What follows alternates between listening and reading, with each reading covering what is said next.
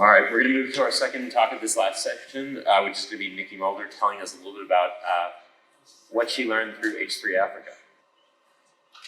Okay, so I'm going to start with, well, I don't know if I need to start with an introduction to H3 Africa, because it's been mentioned actually several times over the last few days, but I guess there's some new people here, so I will as soon as my slides come up. HCA Africa stands for Human Hereditary Health in Africa. It's a big funding initiative funded by the NIH and the Wellcome Trust. The Wellcome Trust money is now going by ISA at the African Academy of Sciences.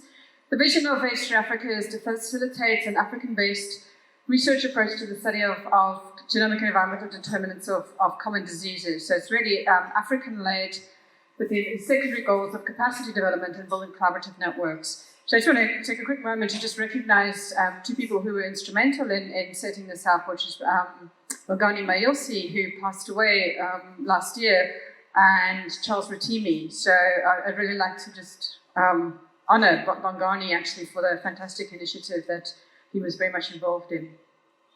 So the consortium is a mix of different projects, from LC projects, collaborative centers, 3 biorepositories, research projects, the Bioinformatics Network, and then Global Health Bioinformatics degree programs.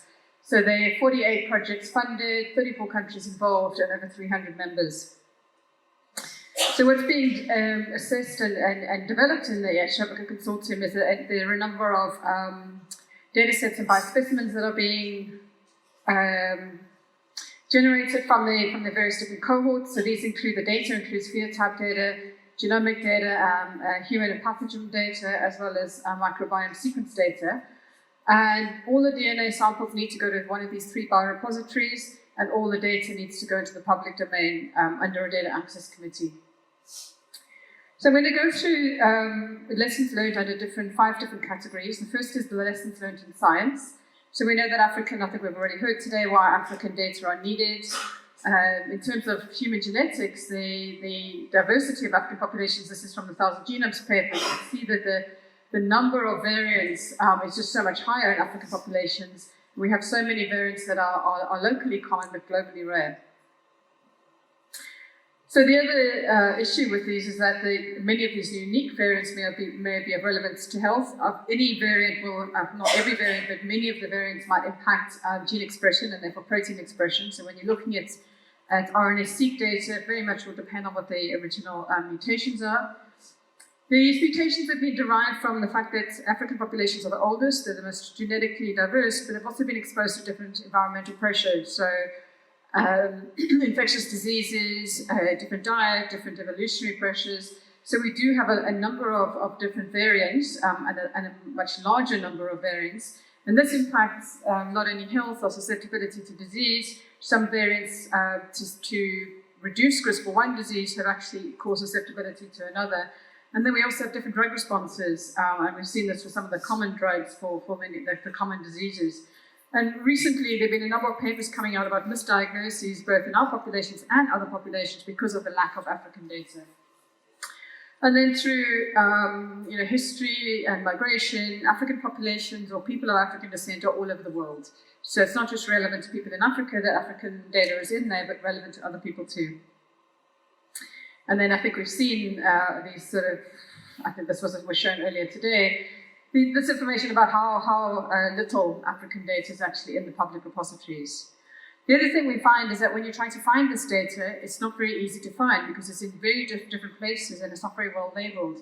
We've been trying to access data sets and found that through the literature or through looking at databases that how African populations are labeled is quite different. And usually it's just Africa, as though Africa is one country. But Africa is a number of different countries. Why should it be treated as one country? And then also the labels are sometimes just wrong. There are some Middle Eastern populations. They're labeled as Middle East, but in fact they're African. So we have a big problem with actually finding the data. Comparing genotype data is quite difficult when you've got data sets produced all over the world. So some of the solutions to this would be to have these data in public repositories, but curated first, so you actually know how to find, so that the metadata associated with the data is quite well curated, and use standards and tools and metadata catalogs. So one of the small projects that's happening in our group and with the phenotype harmonization working group in East Africa is to look at an ethno-linguistic ontology for Africa, because it's actually the existing data it has a number of gaps in it, just so that these populations can be better curated. The other effort that we're putting a lot of effort into in East Africa is harmonizing and standardizing the data.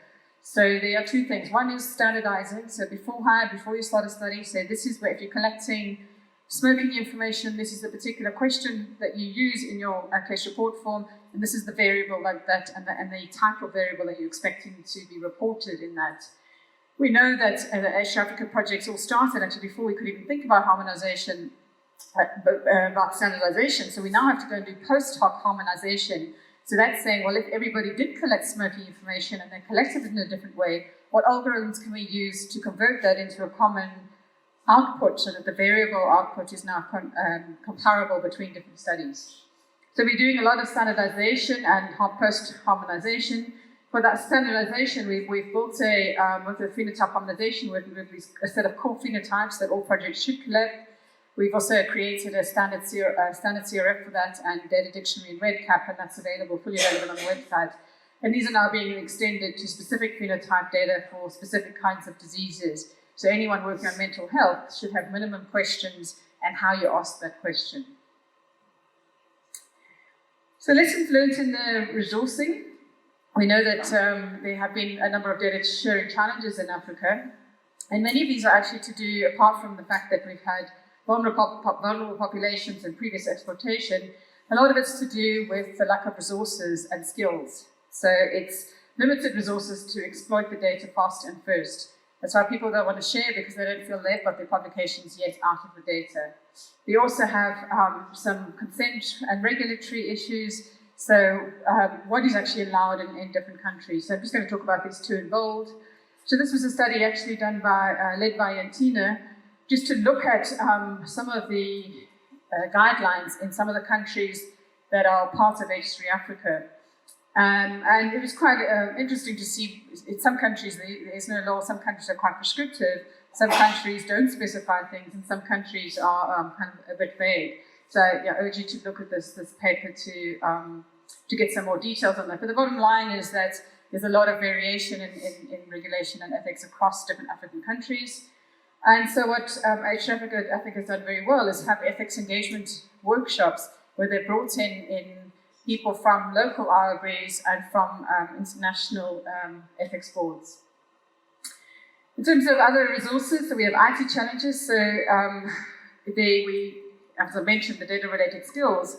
In order to really exploit the data and get your publications, you need to know how to process the data, integrate data, analyze and interpret it, and then also ideally be able to curate that data when it gets submitted to public databases. And we're also lacking in computational resources. So how many HPCs are on the continent compared to in various other places? We have serious internet challenges. So people just say use the cloud, but that's just not necessarily feasible. Data storage and transfer, we've had to resort to shipping people with hard drives or couriering hard drives around because it's so much faster, it's so much cheaper. So what we try to do in H3 Bionet to solve some of these challenges is helping to put in computing infrastructure. So we sort of did some deals with Dell to get some basic computing infrastructure across many of our nodes, providing sort of increasing the access to the existing ones. There are a couple of HPCs, and doing that through developing reproducible workflows. And these are containerized workflows that could just be deployed on any system, rather than people having to battle with their local HPC to see how they install every single little piece of software. And so we've also been working on infrastructure for data transfer and secure storage. So we encrypt all data because it's human. And then we've been also doing a test with Aspira versus Globus Online to see what is the most feasible data transfer option in Africa. For our data analysis, we built some standard operating procedures to help with some very specific workflows that are used in the H3 Africa projects. These SOPs are available with practice data sets, and then for each one of our SOPs, we've built a containerized workflow that can be deployed automatically for reproducible results. on HPCs, AWS, or other computing infrastructure. And then we also work a bit with providing data management support, so RedCap, in terms of both how do you install and get a RedCap instance running, but how do you create a CRF in RedCap and get, when you've got multi-site projects. And then there's other things we try to promote the standardization efforts. Lessons learned in policy. So I think one of the big wins of Extra Africa is that we have these working groups and they've all been developing, this is just some of them, it's not complete. We've been developing both policies and guidelines. So policy is something everybody has to sign up to and agree to. Guidelines will be things that we recommend. And this includes guidelines for community engagement, informed consent, etc. And then this data sharing access and release policy and data and biospecimen access committee guidelines. So this is actually the policy by which the Extra Africa PIs are supposed to share their data. So this particular policy, just as an example, was developed with a number of things in mind, and that's taking into account the fact that, getting your data exploited fast and first with limited resources. So it's a slightly more generous timeline to be able to get your data into the EGA and not have somebody impinge on your publications. By the time we've got 9 months for them to, once they've submitted it to us, to submit it to the EGA, further 12-month publication embargo. So it's reasonable, but actually what we're still finding is that even this is not enough because of people just not having the compute resources and skills to be able to analyze and interpret the data and get that publication in that amount of time. So the sharing access and release policy is designed to protect participants but not be a barrier to science, recognize the contribution of researchers, respect ethics, promote deposition in the public databases, but still make sure it's available in a timely fashion. And then some of the other documents that are related to, that are appendices to this. And then lessons learned in training. So Extra Africa training, our audience is extremely broad. So there are a lot of different people from biologists to clinicians, nurses, mathematicians, journalists, systems administrators. We need to train every one of these kinds of people to build the necessary capacity for the entire genomics workflow ecosystem.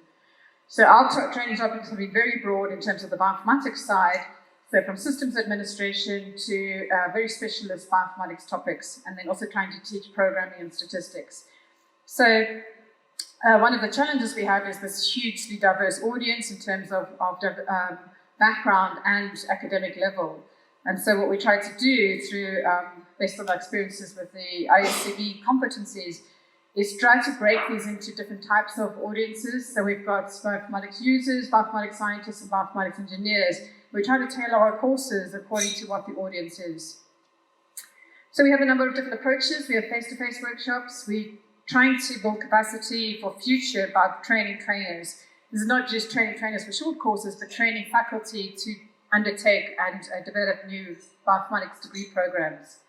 We have internships, so we've had at least 20 internships placements, either one of our nodes or one of our people to go to Harvard or one of the other institutions, and they are supposed to come back and then disseminate the knowledge at the institutions. One of the most, probably the biggest successes is the live online training. We've got a model where we do distributed classrooms, so we actually have real classrooms in multiple different places on the continent, and then a person live linking up to them all at once. So we run a 4-month introduction to bioinformatics training course like that, 2 days a week, 4 hours a day. And we've run a genomic medicine course like that. That was about 3 months, and we've just run our first intermediate bioinformatics course over 16 days data analysis, where you actually need to have a containerized workflow running in every single classroom, and they all need to be able to access and use that. And that has reached more than 2,000 people across the continent. And then the other way we work is with hackathons and data jamborees. So data-driven analysis jamborees or hackathons where we're developing software or containerized workflows. So again, there are many challenges. There's some pros to having online training versus live workshops, and there's some cons to both.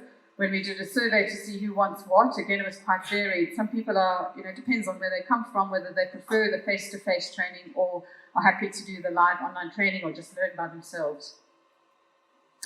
And then I think another big success of H3 Africa has been its fellows program.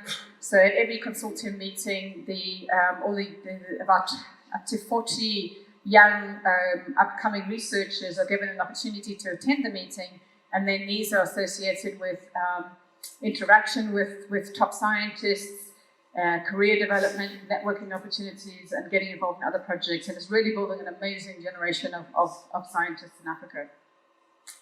And then finally, lessons learned about collaboration. One big thing about H3 Africa was building collaborative networks. So it's not just a bunch of individual projects just going on with their own business.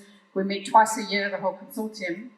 And the consortium basically has the steering committee, which is the PI of every project, plus representatives of the funders. And then we've got an independent expert committee.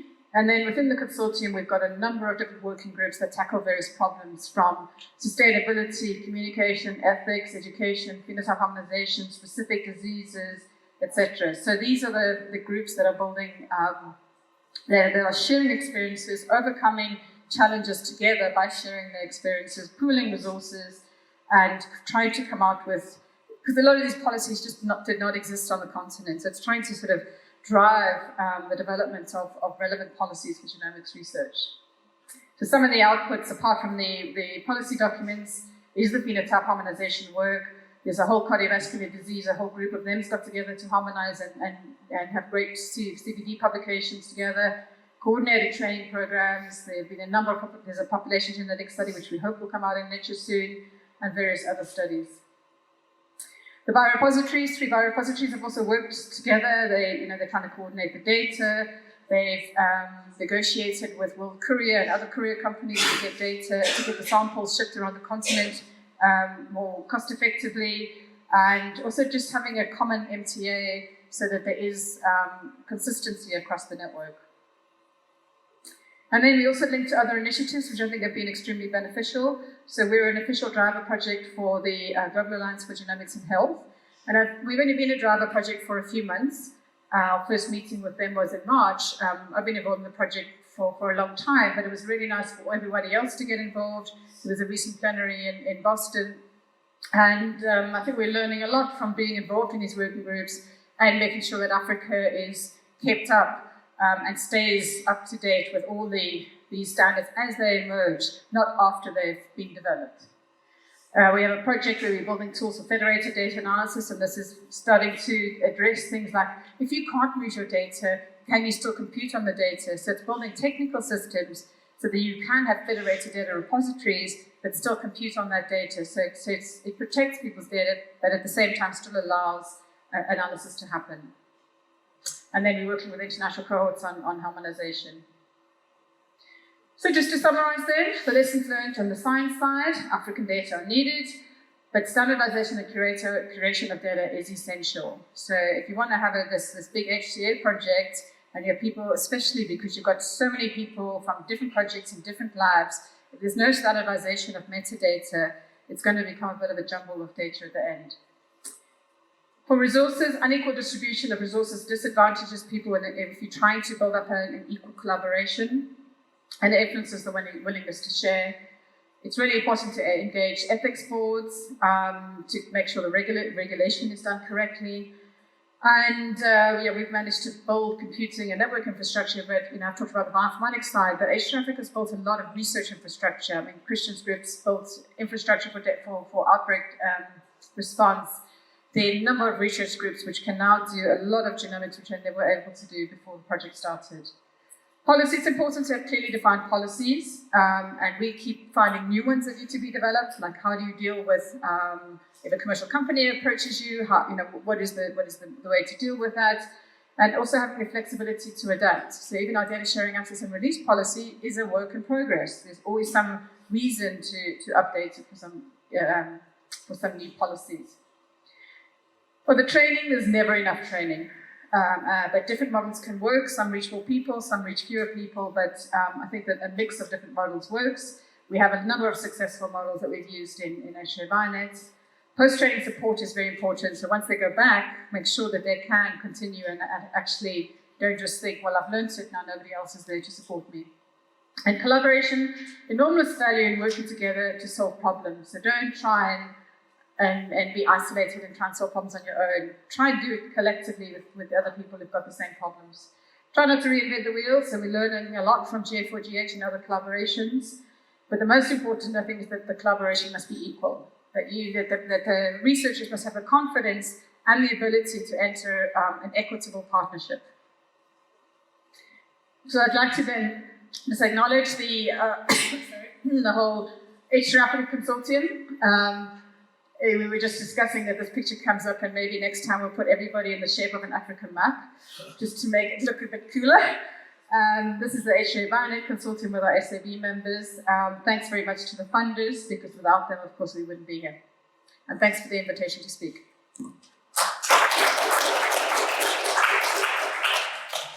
Thank you so much for the wonderful presentation. My name is Deborah Nyerinda and I'm from Malawi. In your talk, one of the things that you mentioned was that out of this work, you've been able to develop like community engagement guidelines. And my understanding of the history of community engagement is coming from a background where you want to democratize science. So now my question is, how have you democratized the conduct of your science in your project? And by this, what I'm trying to understand is, like, for instance, how are you responding to local community needs? Not the needs of researchers, but the needs of local communities where you draw the samples from.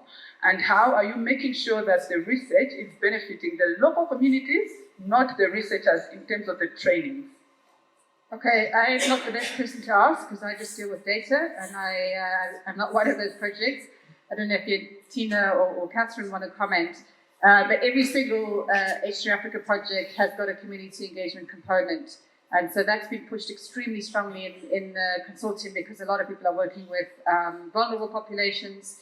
So that component is very much a focus of most of the projects to ensure that the community engagement is done right and that there is potential benefits. I mean, it's hard to know. There's the policy documents on return of findings and how to do this community engagement. So I don't know if any of my colleagues want to comment on, or I don't want to put you on the spot if you don't. But I'm just saying I'm not qualified to answer well.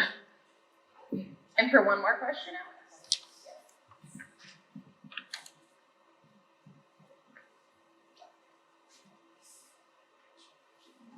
Thank you, very informative. Can I ask how broadly utilized some of the kind of computing infrastructure, pipelines for data analysis, etc., is used beyond, the kind of like your local group of researchers?